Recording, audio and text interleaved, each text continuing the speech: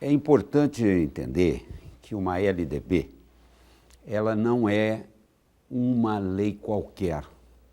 Ela é uma lei que vai desde o estabelecimento de grandes diretrizes, como o próprio nome diz, apontando valores, finalidades, tá?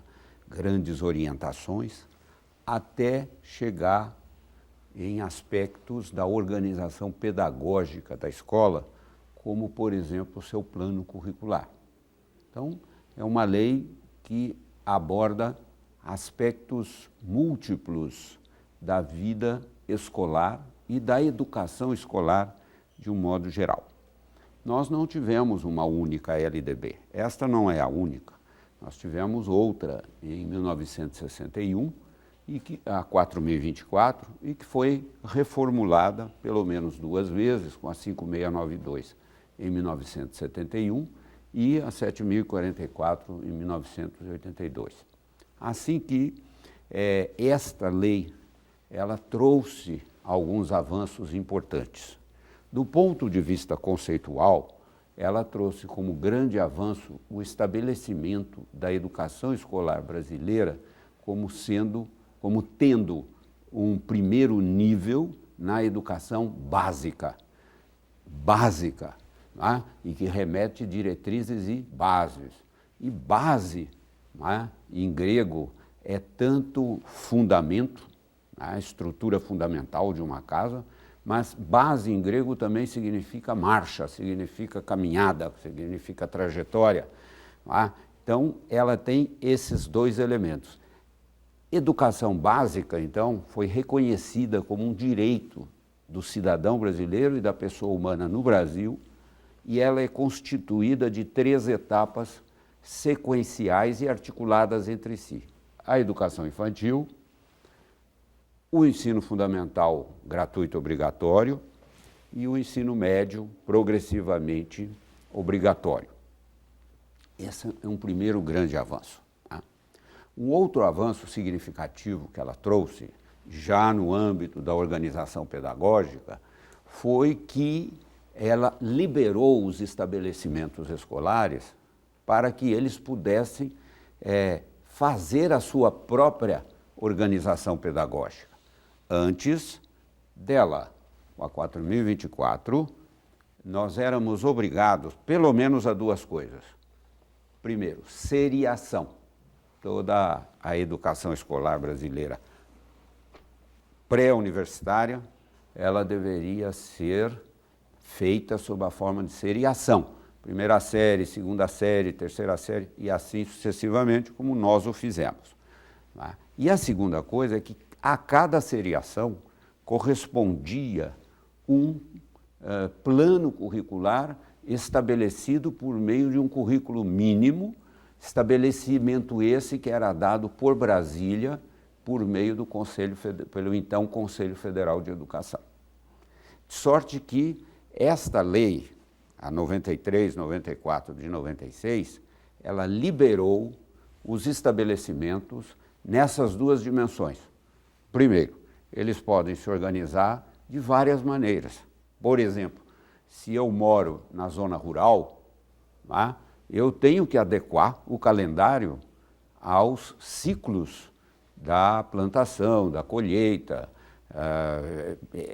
Trata-se de uma educação escolar obrigatória para as crianças de 6 a 14 anos, mas que ela é flexível do ponto de vista da adequação às peculiaridades locais. Não é? Eu posso organizar, então, por exemplo, na zona rural, é possível fazer, né, por meio de alternância. Não é? Já na zona urbana, você pode manter a seriação, se o estabelecimento assim o quiser, mas também pode fazer por ciclos, pode fazer por etapas, pode fazer por semestres. Isto fica um pouco a critério. Né? E a outra alteração significativa é que, ao invés de você ter um currículo mínimo fixado em Brasília para todo o Brasil e que todas as escolas têm que seguir exatamente aquele padrão, a lei deu ao Conselho Nacional de Educação a capacidade de estabelecer diretrizes, para fazer jus à lei, tá? Que estabelecem orientações, que são obrigatórias, orientações, mas são orientações, são grandes indicações para quê? Para que os conselhos estaduais ou os conselhos municipais adequem estas orientações às suas realidades estaduais ou municipais.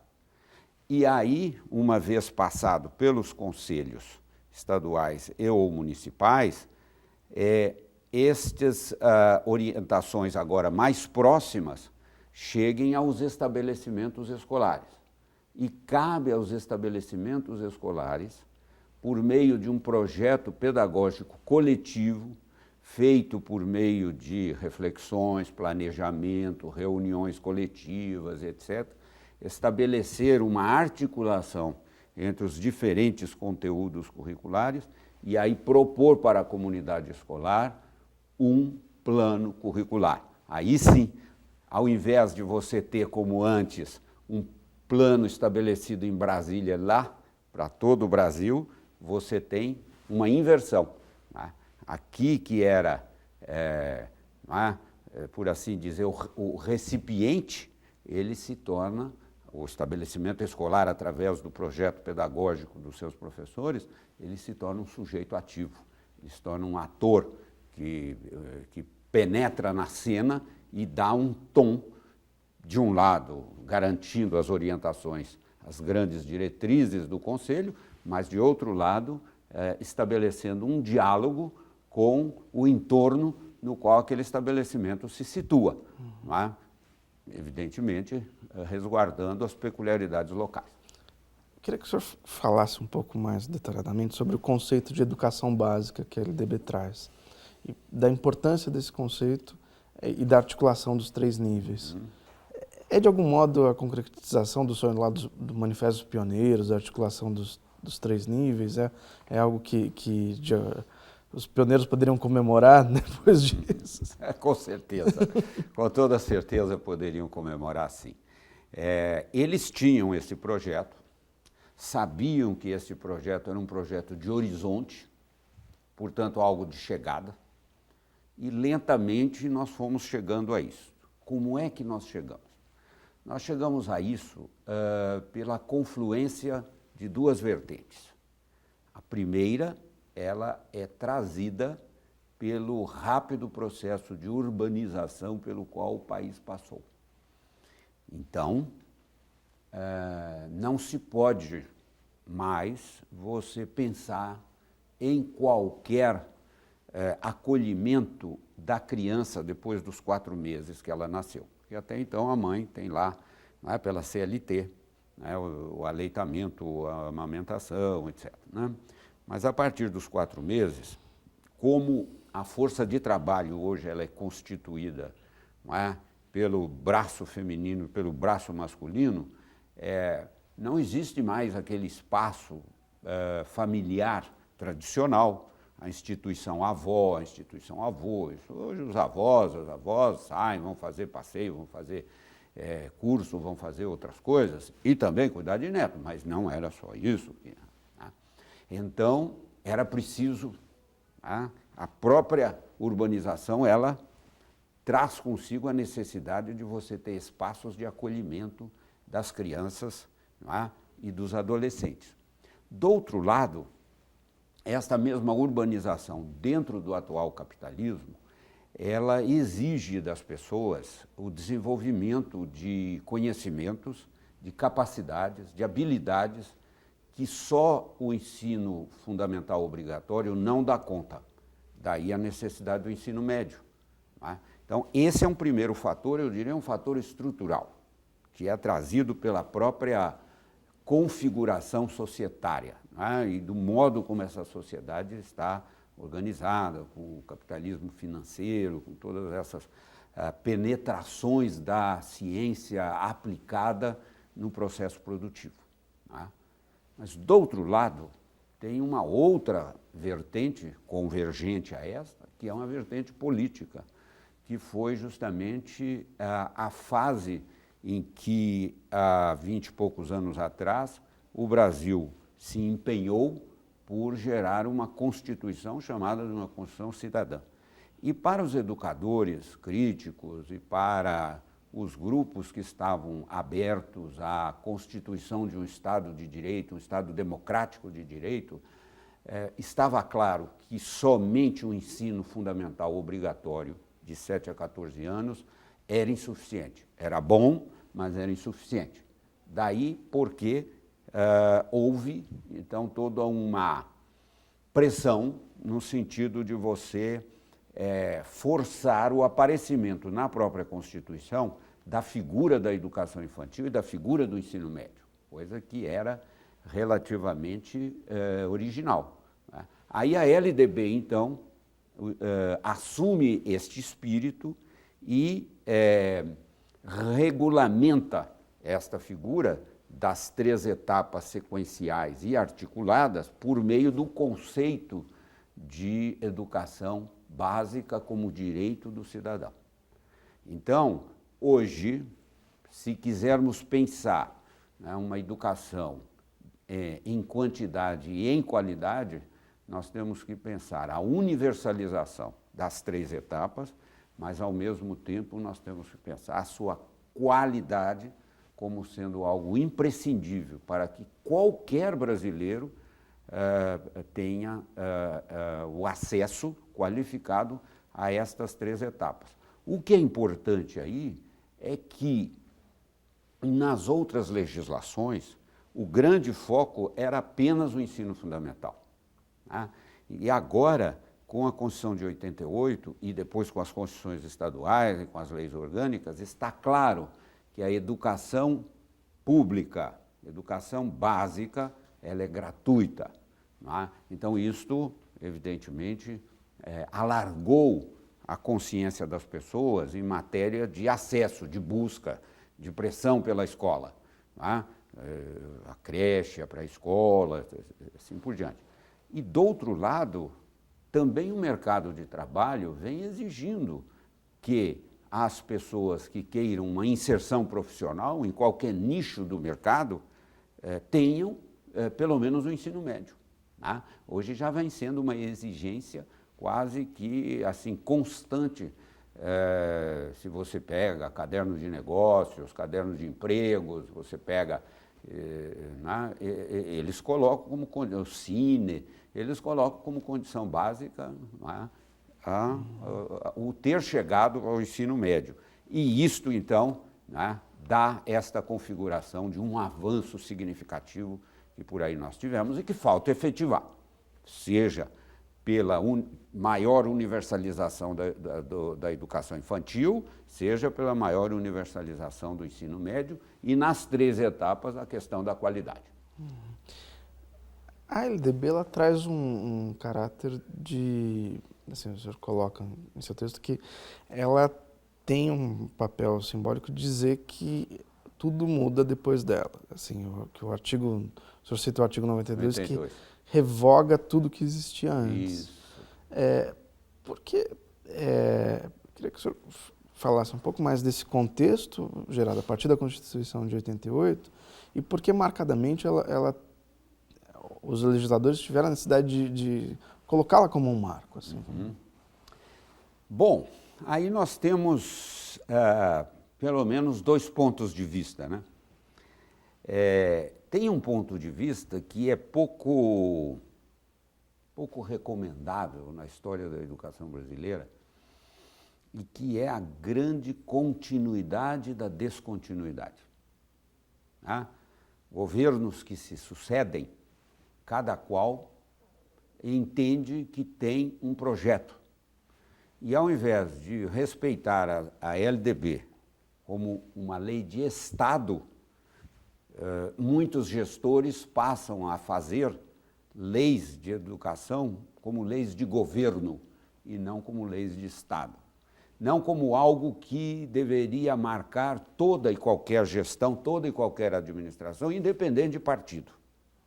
E, portanto, Seria o caso de você ter uma continuidade.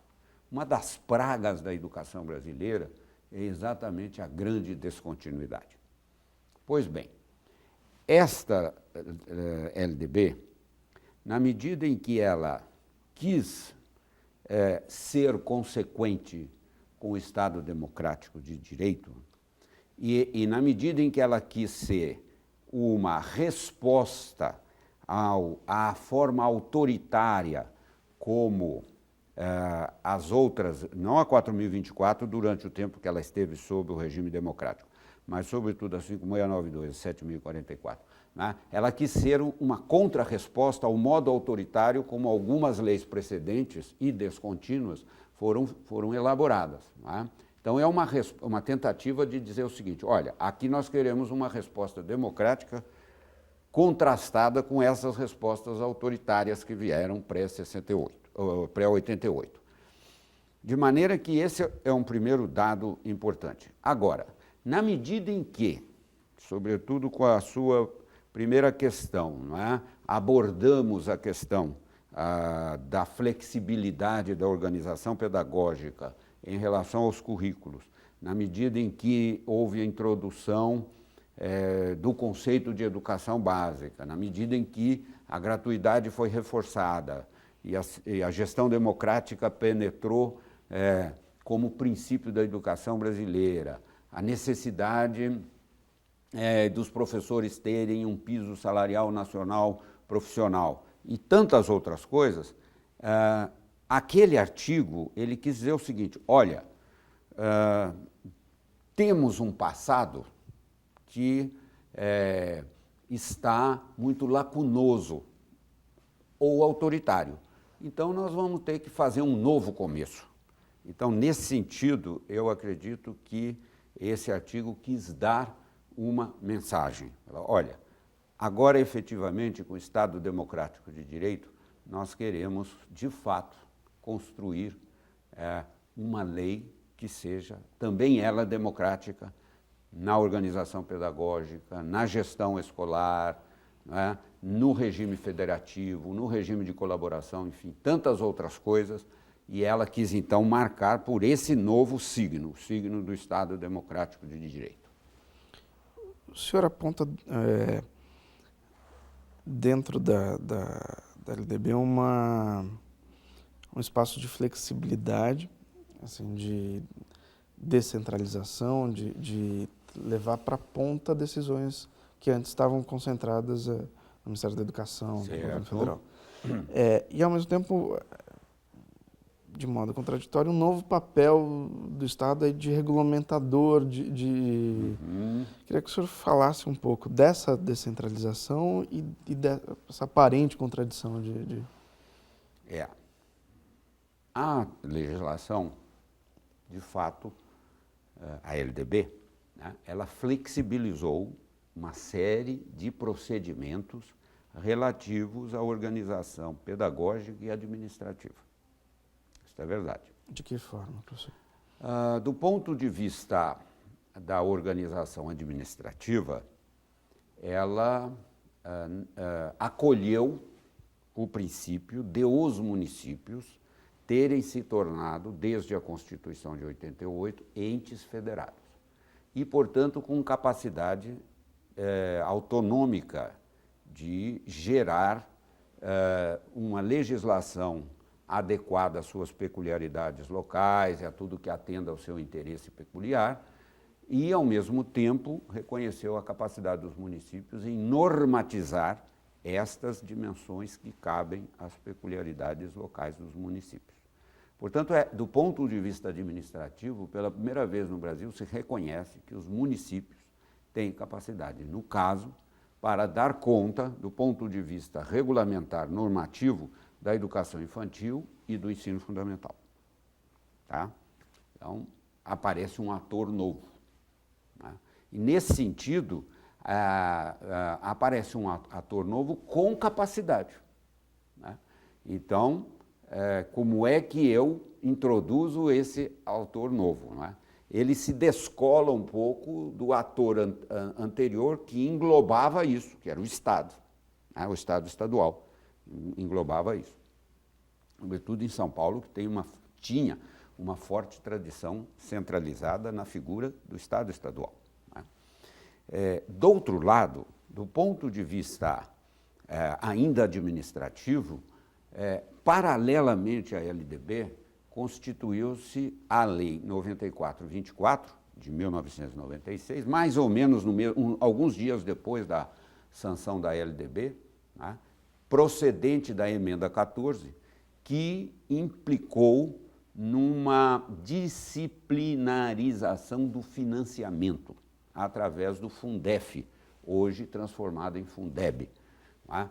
Então, através do Fundef, houve um maior controle da destinação dos recursos públicos para o ensino fundamental. Né? Então, com isso, você tem um outro ator que aparece aí do ponto de vista administrativo. Quais são eles? São os conselhos do controle do financiamento da educação, do ensino fundamental, no âmbito dos estados e no âmbito dos municípios. Tá? Então, você tem um novo ator aí que surge, que são os conselhos de controle social e de controle financeiro das verbas públicas para a educação. Do ponto de vista da organização pedagógica, eu já disse, sobretudo, a questão de ter quebrado a seriação e de ter quebrado, não é, o currículo mínimo, né? Não definido em Brasília, mas agora definido cá na ponta. Né? Então, isso, obviamente... Então, você veja, há uma tensão muito interessante entre o princípio da flexibilidade, que está debaixo do princípio da autonomia, né? E, do outro lado, você tem a figura anterior do Estado, que controlava praticamente todo o processo, mas não controlava a saída. Então, o Estado que entra agora na educação é aquele que vai menos controlar a entrada e o processo e mais controlar a saída. Porque alguém teria que dizer, bom, afinal, este serviço público chamado educação escolar está bom ou não está bom? Ele está dando bons resultados ou não está dando bons resultados? Está tendo bom desempenho ou não está tendo bom desempenho? Então, nós temos aqui um problema. De um lado, o Estado vai tentar regular a educação escolar pela saída. Como? Por meio das chamadas avaliações.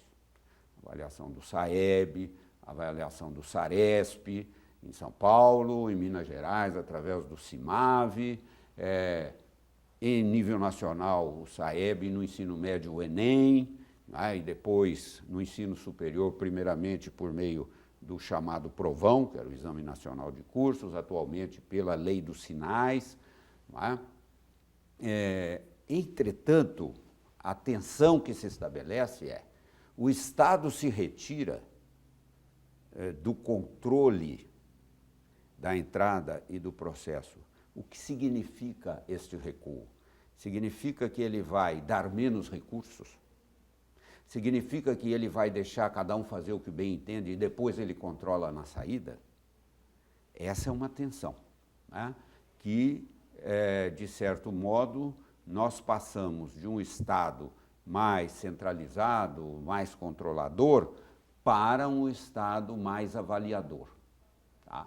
E esta passagem, se ela não garantir a infraestrutura, se ela não garantir as condições de trabalho, se ela não garantir melhores salários para os professores, etc., o risco é de você ter aqui na ponta da linha um produto ruim, tá? E aí o risco de você, obviamente, vitimizar ou a família que não cuida dos filhos, ou o pai e a mãe que não cuida dos filhos, ou o aluno que ele não é preparado, que ele vive num mundo bastante dispersivo, ou o professor que não é competente, ou que não é bem compromissado. Então, vai se catando pelo caminho vítimas, né? Quando a coisa é muito mais complexa e esta dimensão entre flexibilidade e Estado regulador, ela teria que ter outras dimensões de avaliação mesmo do processo e da entrada.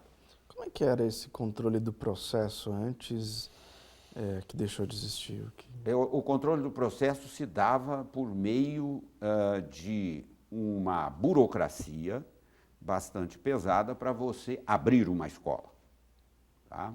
Uma vez aberta essa escola, ela passava por novos processos burocráticos, não necessariamente emperradores, mas que inspetores escolares, supervisores escolares, eles verificavam se aquela escola, por exemplo, estava seguindo o currículo mínimo estabelecido em Brasília, se aquela escola estava conforme às ordenações, conforme à legislação, se estava havendo isso, se estava havendo aquilo, não é? Então, era um controle estabelecido por meio de agentes do Estado que lá iam, né, para verificar se tudo estava correto, se os exames estavam ocorrendo de acordo com aquilo que estava programado, assim por diante, e depois os meninos saíam com o seu certificado. Tá? Então, você tinha um controle que era estabelecido, sobretudo, pelo currículo mínimo, estabelecido desde Brasília, e o entorno deste currículo mínimo. Né? Exames, provas, recuperações, segundas épocas e tudo mais. Tudo isso era controlado. Né? Agora, esse tipo de controle ficou muito mais a cargo do estabelecimento. É responsabilidade do estabelecimento dar conta destas dimensões. Por quê? Porque, idealmente, a LDB entendeu que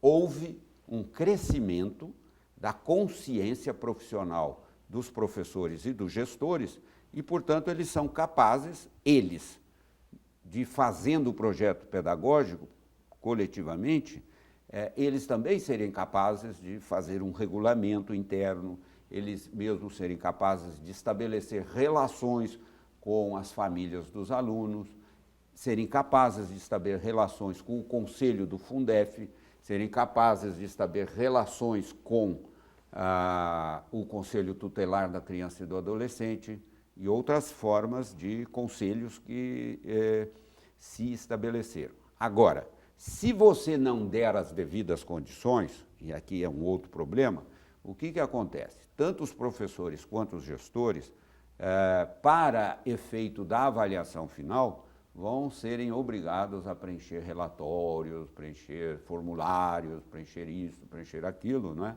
E isto pode reduzir um pouco o tempo voltado para o especificamente pedagógico. Uhum. Queria que o senhor falasse sobre o princípio da gestão democrática. Eu volto aqui à convergência de duas orientações que vinham acontecendo. Não é? A primeira delas é que a 5692, junto com a 5.540, que foi a lei da reforma universitária, ambas criaram figuras que implicaram no interior da escola a chamada presença dos especialistas. Então, teria-se criado uma distinção entre os concebedores e os executores, à moda de um aprofundamento, talvez, do fayolismo ou do taylorismo. Então, houve uma crítica muito pesada por parte da academia e por parte da corporação dos professores reunidos em sindicatos, no sentido de que tais especialistas estavam retirando do professor a sua capacidade de iniciativa. E estavam, por assim dizer, reproduzindo em escala menor aquilo que em escala maior o Estado autoritário fazia com o país. Portanto, havia uma marca e uma crítica muito severa que a escola brasileira, sob a ditadura, ela também tinha sido autoritária. Certo? A segunda vertente, que converge com essa, é justamente aí o movimento da sociedade em busca da recuperação do Estado de Direito e a construção de um Estado democrático de direito. Então, quando se dá a Constituinte, e quando se discute o capítulo da educação, estes dois movimentos se encontram e fazem com que os constituintes coloquem na Constituição, no capítulo da educação, como um princípio orientador da educação brasileira, e não apenas dos estabelecimentos escolares, o princípio da gestão democrática. O que é essa gestão democrática, então? Em primeiro lugar, a gente pode entendê-la como sendo aquilo que ela não é. O que não é? Né? É a violência, é o verticalismo, é o autoritarismo, é o não ouvir o outro, é a incapacidade de sentar junto para definir as coisas. Não é? E o que ela seria, então, positivamente? Não é? Então, seria a capacidade de participação em relação àquilo que interessa de todas as pessoas presentes no estabelecimento escolar, nas secretarias de educação e nos conselhos de educação. De maneira que, muito mais do que, por vezes, se pensa que a gestão democrática é apenas eleição de gestor ou eleição de gestora, a gestão democrática é muito mais um princípio inspirador da participação das pessoas interessadas no processo pedagógico. Tá? É claro que eleição de diretor, eleição de diretora pode ser um elemento significativo para isso, mas isto por si só não constitui uma gestão democrática. Tá? O que constitui a gestão democrática é essa capacidade de você poder participar, de você não ter barreiras para você dizer sua voz, de você não ter empecilhos para você dar a sua contribuição. Não no sentido de vencer, mas no sentido de convencer. Os conflitos existem, as dificuldades existem. Agora, isto se resolve em torno da mesa, isso se resolve em diálogo, né? Evitando qualquer forma de violência física, simbólica, etc. Não é? Então, o princípio da gestão democrática, ela reforçou os conselhos, tá? Reforçou a presença de segmentos que não eram representados em conselhos ou em órgãos de direção, passaram a ser representados, né? Mas isto por si só não gerou ainda algo de que nós estamos, não vou dizer longe, mas para o que nós precisamos ainda fazer muitos esforços, uma cultura de participação. Tá? Isso ainda exige ainda uma trajetória ainda um pouco média, digamos assim, para a gente chegar e reconhecer o princípio da gestão democrática como sendo algo intrínseco à organização pedagógica, mas também à organização dos sistemas.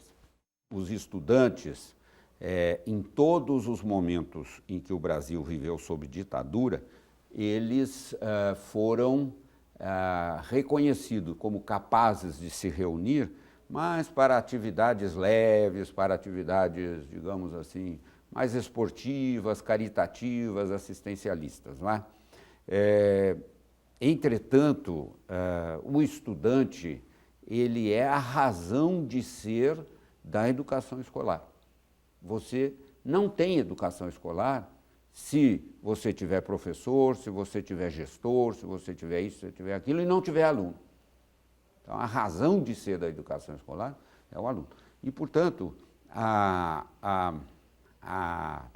participação do aluno não é só uma participação esportiva, que é muito boa, evidentemente, não é só uma participação em campanhas sociais, promocionais, que é muito bom, mas é também ele se inteirar, né, daquilo que é a essência da sua presença na escola, quer dizer, a qualidade do ensino que ali se ministra e a qualidade da formação de valores que deveriam perpassar o ambiente escolar. Portanto, os grêmios, não é, eles têm justamente esta finalidade, não é, de propiciar o apoio mútuo, a propiciar a vida coletiva entre os estudantes, mas também participar naquilo que interessa dentro do seu nível. Quer dizer, eles podem dizer da sua satisfação e da sua insatisfação de um ponto de vista organizado, e não apenas disperso individualmente para um aluno ou outro aluno. Anos mais tarde, houve a ampliação do ensino fundamental para 9 anos e a antecipação do ingresso no ensino fundamental para crianças de 6 anos. Como que isso se relaciona com a LDB e qual foi a importância disso? Vamos ver isso em 3 momentos. Primeiro momento, o Brasil é um dos últimos países do mundo a incorporar a educação obrigatória às crianças de 6 anos. O que não quer dizer que deva ser necessariamente esta obrigatoriedade no ensino fundamental. Tá? Poderia esta obrigatoriedade abranger o último ano da educação infantil. Entretanto, a LDB, segundo momento, a LDB previa e prevê a possibilidade de, em nível nacional ou antecipadamente em nível estadual ou municipal, haver a incorporação obrigatória das pessoas com 6 anos no ensino fundamental. Essa possibilidade que está escrita na lei, não como obrigatoriedade, mas como possibilidade, ela foi referendada pelo Plano Nacional de Educação de 2001, de modo que alguns estados e alguns municípios tomaram esta iniciativa, puseram nos seus planos municipais ou planos estaduais de educação e começaram, dada a sua autonomia, a trabalhar já debaixo desta política. O terceiro elemento que entra aí, que é objeto da segunda parte da sua pergunta, é que é muito importante hoje a permanência das crianças no âmbito escolar. Quanto mais tempo você permanecer na escola e de boa qualidade, mais você aprende, mais você se socializa e menos você se submete a determinadas tentações fora dos muros da escola. Né? Agora, então isso representou um avanço, seja um avanço social, seja um avanço legal, porque já estava previsto em lei a possibilidade. Há um problema. O problema é o seguinte: a tradição brasileira, nesse caso nem sempre muito boa, é a de querer introduzir as crianças no âmbito do ensino o mais cedo possível. Isso tem uma ligação muito longínqua com vamos dizer assim, a quase obsessão que determinadas famílias têm com relação ao vestibular. Né? Então, é quase assim dizendo o seguinte: quanto mais cedo os meninos entrarem no âmbito do ensino, melhor eles vão chegar lá no 3º ano do ensino médio para fazer o vestibular. Tá certo? Neste sentido, então, os 6 anos são um momento da vida em que o lúdico ainda é importante, o estético ainda é muito importante. Não que o lúdico e o estético depois não serão importantes, mas eles terão outras fontes de abastecimento. Tá? Então, você fazer dos 6 anos, desde logo, um lugar de ensino, em vez de ser um equilíbrio entre ensino e educação lúdica e educação estética, é realmente problemático. Tá? E, finalmente, há um problema administrativo, não é?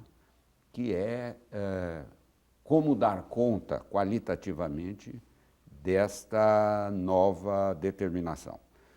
Hoje a determinação é de 6 a 14 ensino fundamental, mas poderia ser diferente. Poderíamos continuar com 7 a 14 do ensino fundamental e tornar obrigatório o último ano da educação infantil aos 6 anos.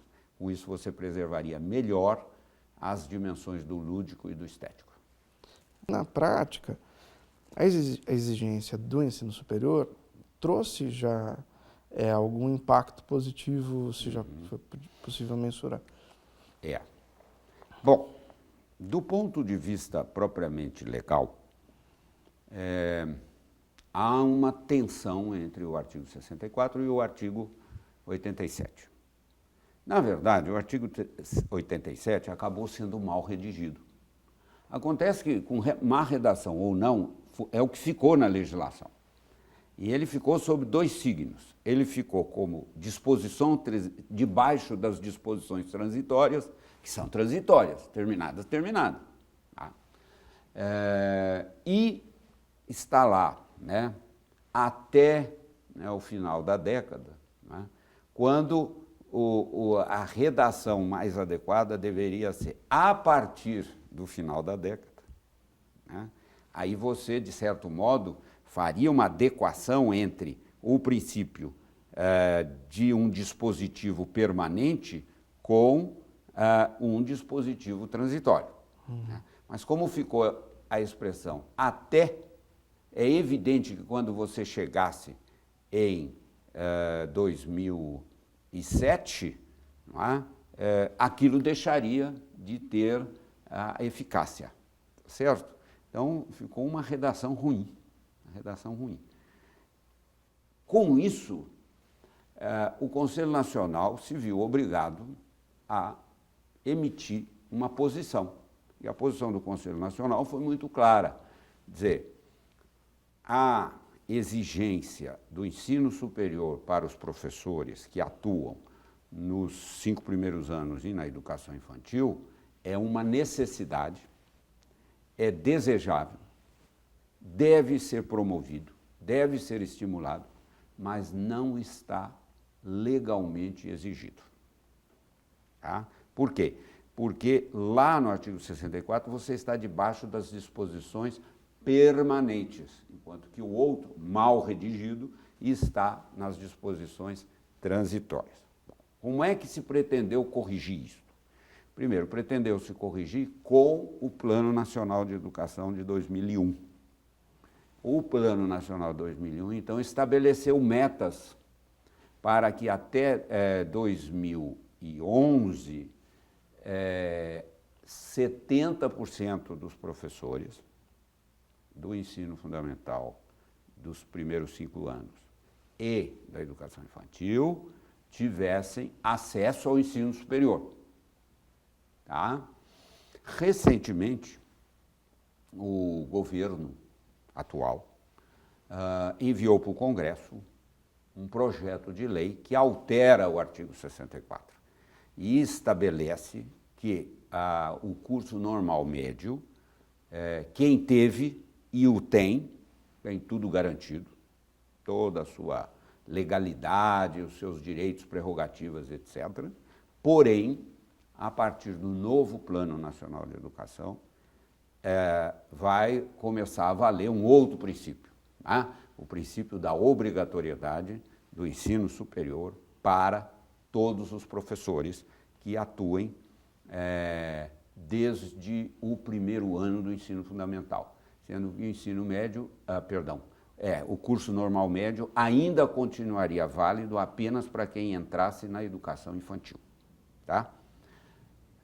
Esse o atual projeto, não sei se vai passar, vai para o Congresso discute, se isso vai dar em alguma coisa, não sei. Agora você me perguntou da importância disso. Realmente é muito importante. Quer dizer, no mundo contemporâneo em que as exigências de capacitação e de habilitação estão se tornando cada vez mais prementes, né? O você ter um diploma de ensino superior é muito significativo para a inserção profissional, para o mercado de trabalho. Mas, independentemente disso, né, é óbvio que você tem um alargamento de horizontes, você tem novos conhecimentos e, sobretudo, o ensino superior, ele se pauta, ou deveria, melhor, se pautar por um princípio que é o princípio do aprender a aprender. Ou seja, você incorporar dentro de si um método pelo qual você sabe que o seu diploma ele é obsoleto em alguns aspectos e, portanto, você é obrigado a buscar uma formação contínua para si, né, por esforço individual e por lei, os gestores deverão oferecer aos professores condições deles poderem também se atualizar e se aperfeiçoar no âmbito dos conhecimentos. Tá? Agora, isto não é, como eu vou dizer, um milagre. O ensino superior não é um milagre. Ele não faz milagres, ele não provoca milagres.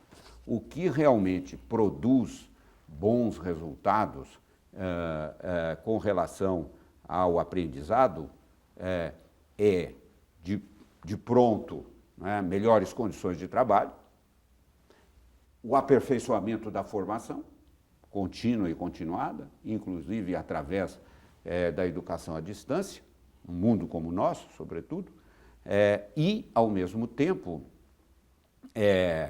a escola poder exercer sua autonomia com condições em torno do projeto pedagógico. É uma última questão, professor. Como o senhor avalia da LDB para cá, a gente teve, acho que são 24 alterações no texto legal. Essas alterações, elas vêm de algum modo implementar algumas coisas que já estavam previstas, como o Sistema Nacional de Avaliação. Qual que é o espírito dessas alterações? Sim. É um espírito comum entre elas ou alguma coisa... Tem de tudo. Tem de tudo. Tá? A LDB como um todo, ela foi concebida de maneira que, seja os estados e municípios,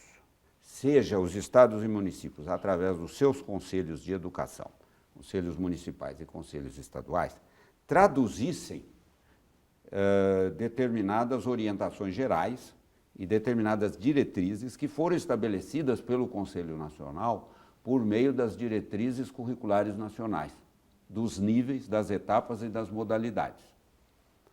Entretanto, o Brasil é um país muito complexo, é um país muito diversificado.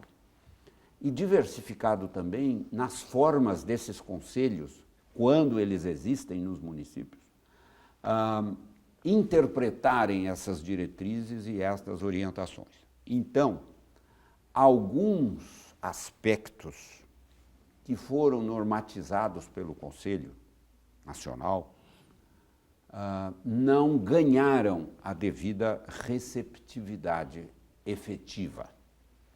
Então, o que acontece é que o Poder Executivo, sobretudo, né, começou então a provocar alterações na LDB, de modo a fazer alterações aditivas, né?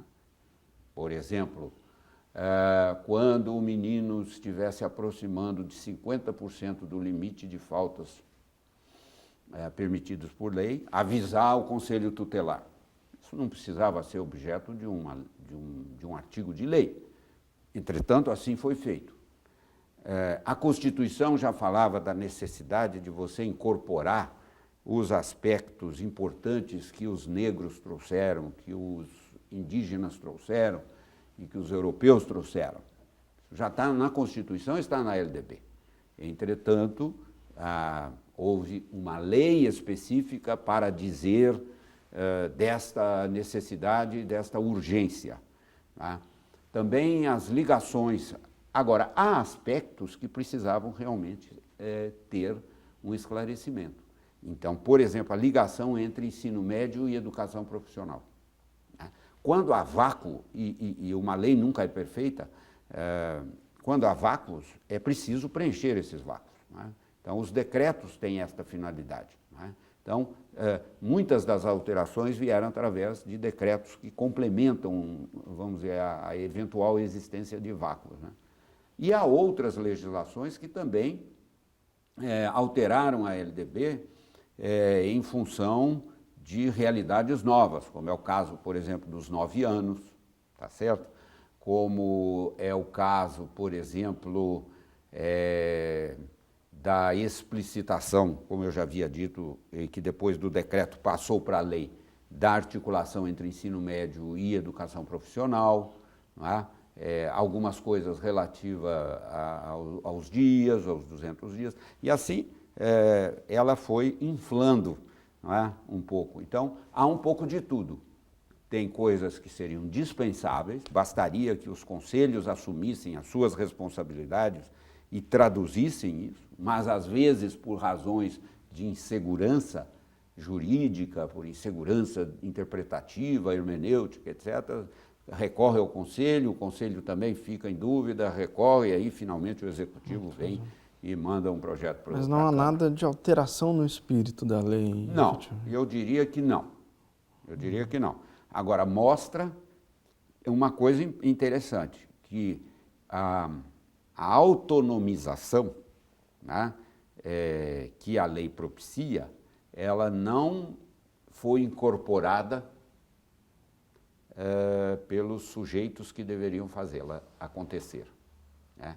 Então, eles recorrem a uma explicitação jurídica calcada em lei para poder ter a segurança de poder fazer aquilo.